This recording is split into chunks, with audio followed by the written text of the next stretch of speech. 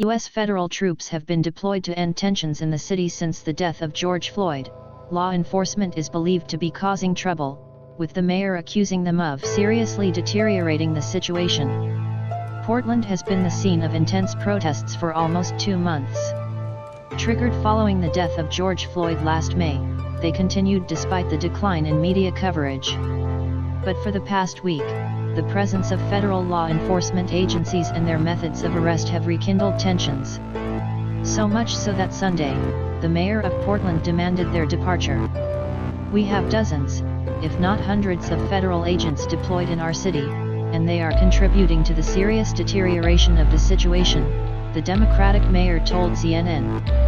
"Their presence causes more violence and more vandalism. It does not help calm the situation at all. They are not welcome and we want them to go," he explained. Demonstrators arrested without a given reason. The methods of these troops have been widely criticized. Local media reports that federal agents have been driving in unmarked vehicles through central Portland and arresting protesters without giving them reasons since at least July 14. A 29-year-old protester told the Washington Post that he was stopped by men in khaki uniforms who emerged from a civilian van. "It looked like a horror or science fiction movie." He says he was taken to federal court and later released without being told the reasons for his arrest and whether or not he was charged with a crime. In a statement released Friday, the Customs and Border Protection Agency, CBP, which reports to the U.S. Department of the Interior, indicated that its agents had proceeded to the arrest after having received information according to which this protester appeared on a video where he was suspected of having physically attacked federal agents or property. According to her, the protester was transferred quickly for security reasons. "What is happening in Portland right now should be of concern to everyone in the United States," said Jan Carson, head of civil rights organization ACLU in Oregon.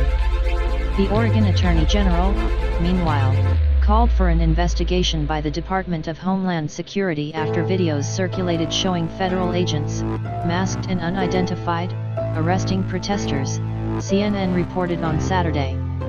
Many images on social networks, many videos showing the heavily armed security forces facing the demonstrators circulated. The gatherings are regularly punctuated by clashes with the police and dispersed with tear gas.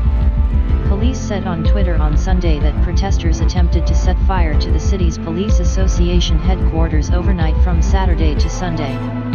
Several images were widely relayed by the media, such as that of a man standing and motionless, the target of batons and tear gas at close range, or that of a woman standing calmly naked in front of the police, since nicknamed Naked Athena.